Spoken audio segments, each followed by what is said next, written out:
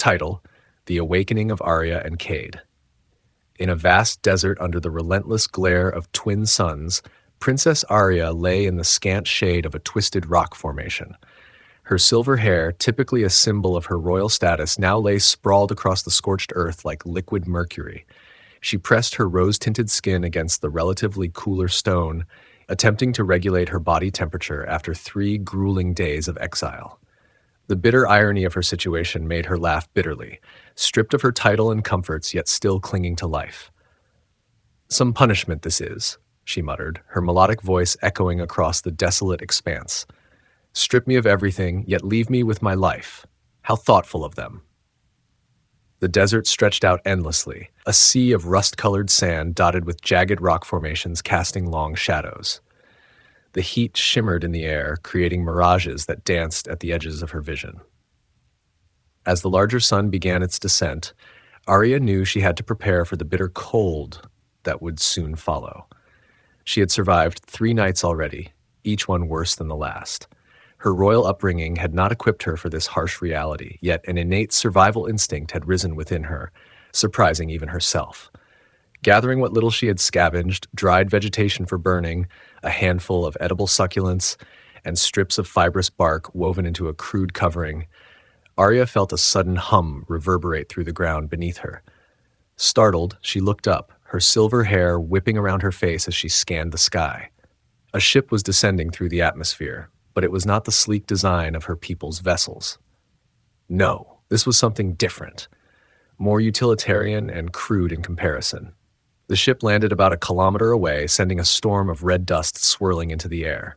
Arya debated hiding, but felt an overwhelming pull of curiosity.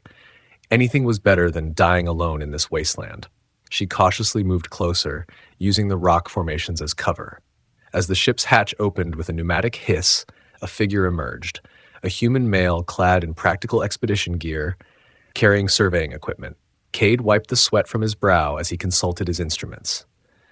"Atmospheric composition within acceptable parameters," he muttered into his recorder.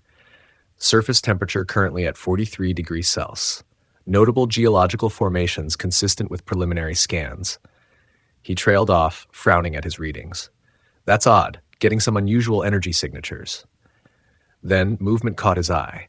For a moment, he thought it was another heat mirage, but as she stepped into the light, he saw her clearly. The woman before him seemed almost luminescent in the harsh sunlight, her rose-tinted skin glowing from within. Cade felt his breath catch in his throat. Her eyes were the color of a sunset captured in crystal depths he couldn't begin to fathom. I'm Cade Matthews, Earth Cartographic Survey," he stammered, struggling to find his voice. Are you real?" Emerging fully from behind the rocks, Arya stood tall, her makeshift covering doing little to hide her ethereal beauty. "I am Princess Arya of the Stellar Concordant," she announced, lifting her chin with practiced royal dignity despite her circumstances. "And I assure you, I am quite real." Cade's heart raced. He had heard of the Stellar Concordant. Everyone had. They were one of the most advanced civilizations in the known galaxy, famous for their beauty and isolationist policies. But what was a princess doing alone on this desolate planet? "You're hurt," he said, noticing the scrapes and burns on her skin. He stepped toward her, then halted as an overwhelming wave of something washed over him. An electric pull he couldn't explain. Arya felt it too, seeing it in the way his pupils dilated and his breathing changed. She had been warned about the planet's strange effects on emotions and attraction, but experiencing it firsthand was entirely different. "You should keep your distance," she warned, though a part of her longed to move closer. "This planet, it does things to people, especially around my kind." "What kind of things?" Cade asked, his voice rougher than before as he fought the urge to close the distance between them. "This is an exile planet," Arya explained, watching as understanding dawned on his face. "But the true punishment isn't the harsh environment, it's what happens to those who—" She paused, choosing her words carefully. "Who find themselves drawn to each other here." "I should report this," Cade said more to himself than to her. "Finding anyone out here, let alone a concordant princess, this goes way beyond my survey mission." "Please," Arya said quickly, taking a step forward before she could stop herself. The movement ignited another wave of that strange magnetic attraction between them. I can't.